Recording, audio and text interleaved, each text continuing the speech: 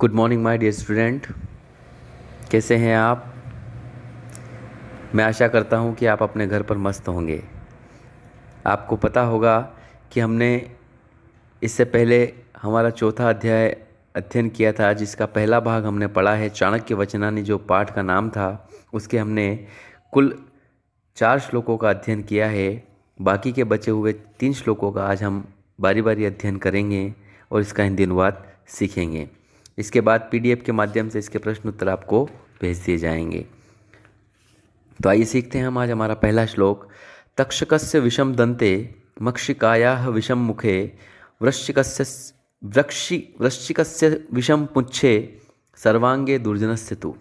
तक्षक का मतलब होता है सांप, मक्षिकाया मतलब मक्खी, वृश्चिकस्य मतलब वृश्चिकस्य का मतलब होता है बिच्छू। तो ये बोल रहे हैं तक्षकस्य विषम दंते, अर्थात सांप के दांत में जहर होता है। दंते मतलब दांत, विषम मतलब जहर। सर्प के या सांप के दांत में जहर होता है। मक्षिकाया मतलब मक्खी, मक्खी मतलब भंवरी जो होती है, या भंवरमार का जो मक्खी होती है उसकी बात हो रही है। मक्षिकाया विषम मुखे, मक्खी के मुख में विष होता है। कहाँ होता है? मुख में। मक्खी जो भंवरी होती है जो हमको काट जाती है, तो उसको कहाँ से काटती है? मुख से। तो पहली लाइन में लिखा है सर्प के दांत में जहर होता है, मक्खी के मुख में विष होता है या जहर होता है। वृश्चिकस्य विषम पुच्छे, और बिच्छू के पूंछ में जहर होता है। बिच्छू के कहाँ होता है? पूंछ में जहर होता है। सर्वांगे मतलब सभी, सर्वांगे दुर्जनस्य तु, लेकिन दुर्जन अर्थात दुष्ट व्यक्ति के जो होता है वो संपूर्ण शरीर में, सर्वांगे मतलब सभी अंगों में विष होता है या जहर होता है।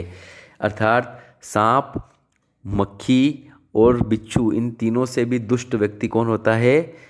दुष्ट दुर्जन व्यक्ति जो होता है वो होता है। क्योंकि सांप के तो केवल मुख दांत में विष होता है, मक्खी के केवल मुख में विष होता है, और बिच्छू के केवल पूंछ में विष होता है, लेकिन दुष्ट व्यक्ति के तो पूरे शरीर में विष रहता है। तो एक बार और सीखना इसको कि सांप के दांत में जहर होता है, मक्खी के मुख में विष होता है, और बिच्छू की पूंछ में विष होता है, लेकिन दुष्ट व्यक्ति या दुर्जन व्यक्ति या बेकार व्यक्ति जो होता है उसके संपूर्ण अर्थात पूरे शरीर में ही विष होता है या जहर होता है।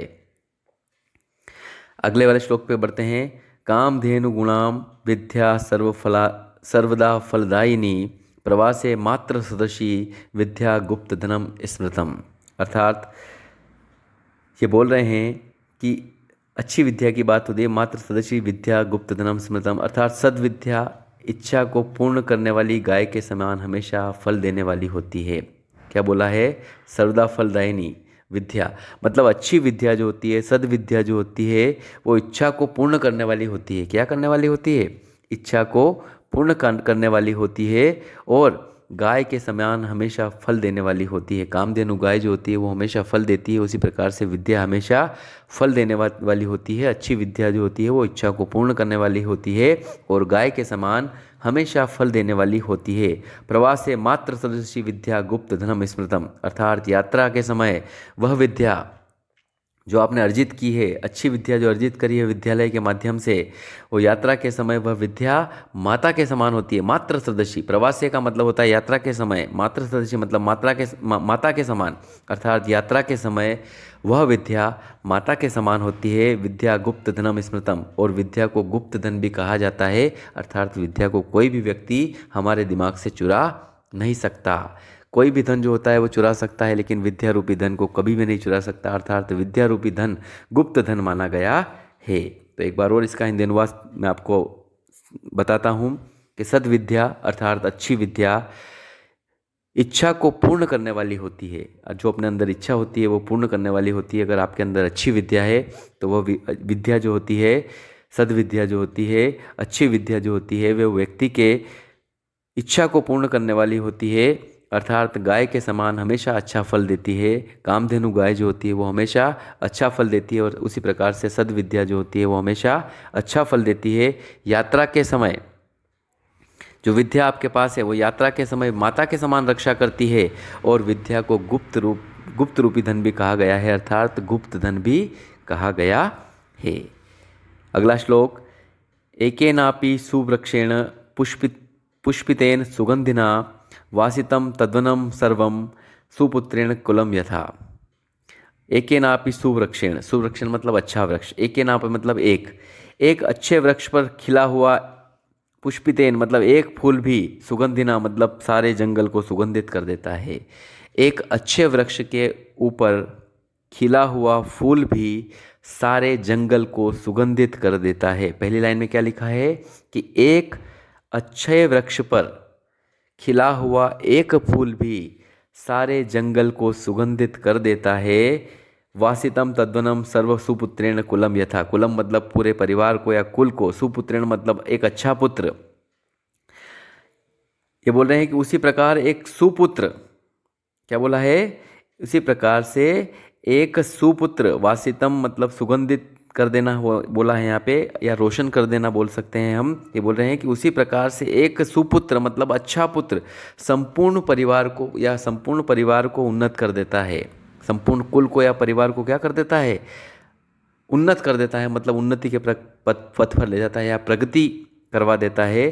तो उसी प्रकार से एक सुपुत्र या अच्छा पुत्र संपूर्ण परिवार को उन्नत कर देता है या परिवार का नाम रोशन कर देता है। फिर से बोलूँगा मैं एक बार और पूरा श्लोक, उसका हिंदी अनुवाद। एकेनापि सुवृक्षेण पुष्पितेन सुगंधिना वासितम तद्वनम सर्वम सुपुत्रेण कुलम यथा। अर्थात एक अच्छे वृक्ष पर खिला हुआ एक फूल भी सारे जंगल को क्या कर देता है, सुगंधित कर देता है। ठीक उसी प्रकार से एक सुपुत्र मतलब अच्छा पुत्र संपूर्ण परिवार को या संपूर्ण कुल को उन्नत कर देता है या प्रगति के पथ पर ले जाता है, अर्थात परिवार का नाम रोशन कर देता है। एक अच्छा पुत्र क्या कर देता है, परिवार और कुल का नाम रोशन कर देता है। ठीक उसी प्रकार जैसे एक अच्छे वृक्ष पर लगा हुआ फूल पूरे जंगल को सुगंधित कर देता है, उसी प्रकार से एक अच्छा पुत्र जो होता है वो परिवार का नाम रोशन कर देता है या परिवार को उन्नत कर देता है। यहाँ पे हमारे चौथे पाठ के या चतुर्थ लेसन के चाणक्य वचनानी के सारे श्लोकों का समापन हुआ। मुझे उम्मीद है या आशा है कि मेरे प्यारे बच्चों को सारे हिंदी अनुवाद समझ में आए होंगे। आप वीडियो को देखने के बाद, समझने के बाद उस पर लाइक और उसको कमेंट और सब्सक्राइब अवश्य करें। इसके बाद आपको पीडीएफ के माध्यम से इस पाठ के प्रश्न उत्तर भेज दिए जाएंगे।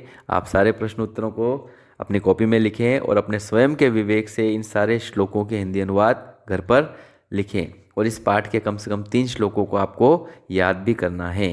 इसके साथ ही जो भी चार अध्याय मैंने आपको पढ़ा दिए हैं, इन सारे प्रश्न उत्तरों को आप याद करें ताकि आने वाले समय में जब हमारी परीक्षा हो तो आपको कोई परेशानी या दिक्कत का सामना न करना पड़े। धन्यवाद my dear student, good bye.